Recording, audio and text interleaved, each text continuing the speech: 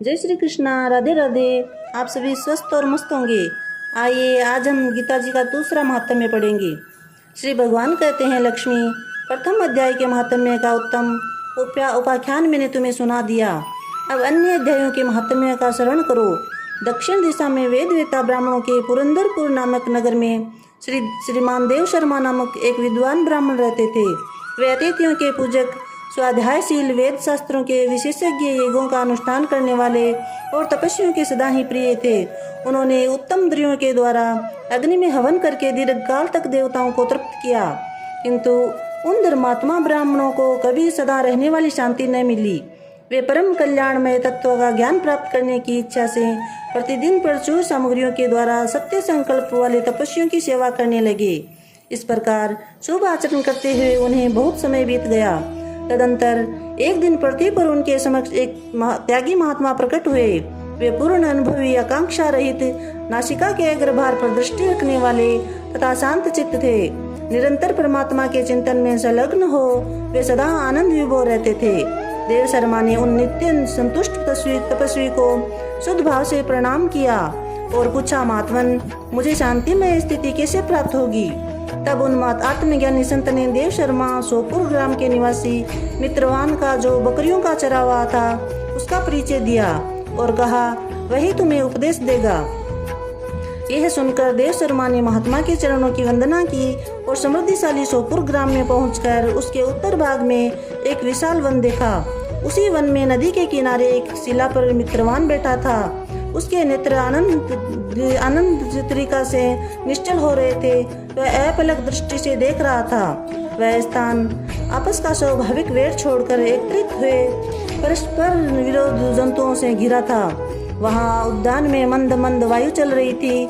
मर्गों के झुंड शांत भाव से बैठे थे और मित्रवान दया से भरी हुई आनंदमयी मनोहरिणी दृष्टि से पृथ्वी पर मानो अमृत छिड़क रहा था। इस रूप में उसे देखकर देव शर्मा का मन प्रसन्न हो गया। वे उत्कृष्ट होकर बड़ी विनय के साथ मित्रवान के पास गए। मित्रवान ने भी अपने मस्तक को किंचित नवाकर देव शर्मा का सत्कार किया। तदंतर विद्वान देव शर्मा अनन्य चित्त से मित्रवान के समीप गए और जब उसके ध्यान का समय समाप्त हो गया, उस समय उन्होंने अपने मन की बात पूछी।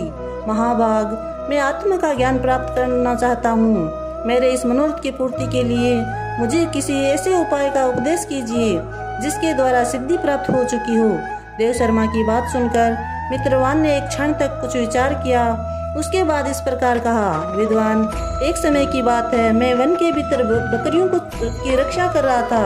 इतने में ही एक भयंकर व्याघ्र पर मेरी दृष्टि पड़ी, जो मानो सबको ग्रस्त लेना चाहता था। मैं मृत्यु से डरता था, इसलिए व्याघ्र को आते देख बकरियों के झुंड को आगे करके वहां से भाग चला, किंतु एक बकरी तुरंत ही सारा भय छोड़कर नदी के किनारे उस बाघ के पास बेरोक टोक चली गई। फिर तो व्याघ्र भी द्वेष छोड़कर चुपचाप खड़ा हो गया। उसे इस अवस्था में देखकर बकरी बोली, व्याघ्र, तुम्हें तो अभिष्ट भोजन प्राप्त हुआ है। मेरे शरीर से मांस निकालकर प्रेम पूर्वक खाओ। तुम इतनी देर से खड़े क्यों हो? तुम्हारे मन में मुझे खाने का विचार क्यों नहीं आ रहा? व्याघ्र बोला, बकरी, इस स्थान पर आते ही मेरे मन से द्वेष का भाव निकल गया, भूख प्यास भी मिट गई, इसलिए पास आने पर भी अब तुझे खाना नहीं चाहता हूँ। व्याघ्र के यूं कहने पर बकरी बोली, न जाने मैं कैसे निर्भय हो गई हूँ, इसमें क्या कारण हो सकता है? यदि तुम जानते हो तो बताओ। ये सुनकर व्याघ्र ने कहा, मैं भी नहीं जानता। चलो सामने खड़े हुए उन महापुरुष से पूछते हैं। ऐसा निश्चय करके वे दोनों वहां से चल दिए। उन दोनों के स्वभाव में यह विचित्र परिवर्तन देखकर मैं विस्मय में पड़ा था।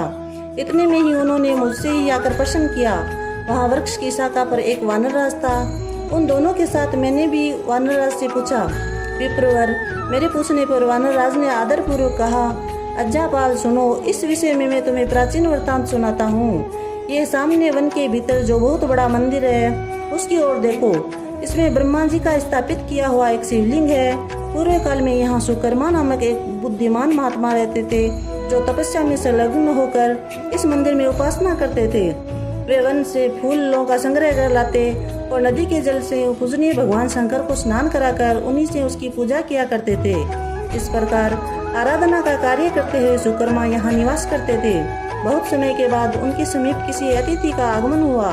सुकर्मा ने भोजन के लिए फल लाकर अतिथि को अर्पण किया और कहा, विद्वान, मैं केवल तत्व ज्ञान की इच्छा से भगवान शंकर की आराधना करता हूँ। आज इस आराधना का फल परिपक्व होकर मुझे मिल गया है, क्योंकि इस समय आप जैसे महापुरुष ने मुझ पर अनुग्रह किया है। सुकर्मा के ये मधुर वचन सुनकर तपस्या के धनी महात्मा अतिथि को बड़ी प्रसन्नता हुई। उन्होंने एक शिलाखंड पर गीता का दूसरा अध्याय लिख दिया और ब्राह्मण को उसके पाठ एवं अभ्यास के लिए आज्ञा देते हुए कहा, ब्राह्मण, इसे तुम्हें आत्मज्ञान संबंधी मनोरथ अपने आप सफल हो जाएंगे। यूँ कहकर वे बुद्धिमान तपस्वी सुकर्मा के सामने ही उनके देखते देखते अंतर्ध्यान हो गए।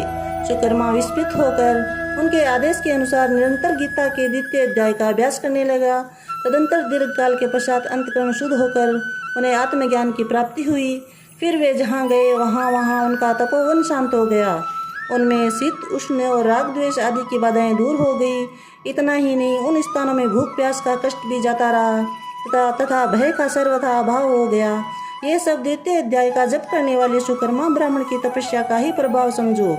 मित्रवान कहता है, वानर राज के यूं कहने पर मैं प्रसन्नता पूर्वक बकरी और बाघ के साथ उस मंदिर की ओर गया। वहां जाकर शिलाखंड पर लिखे हुए गीता के द्वितीय अध्याय को मैंने देखा और पढ़ा। उसी की आवृत्ति करने से मैंने तपस्या का पार पा लिया।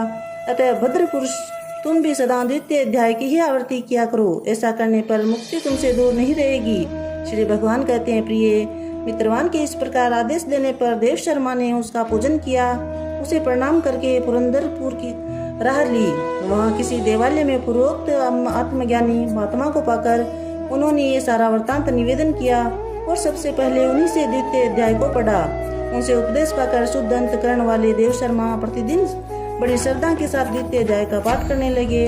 तब से उन्होंने अनंत प्रशंसा योग्य परम पद को प्राप्त कर लिया। लक्ष्मी, यह द्वितीय अध्याय का उपाख्यान कहा गया है। बोलिए श्री कृष्ण चंद्र भगवान की जय। जय श्री कृष्णा। राधे राधे।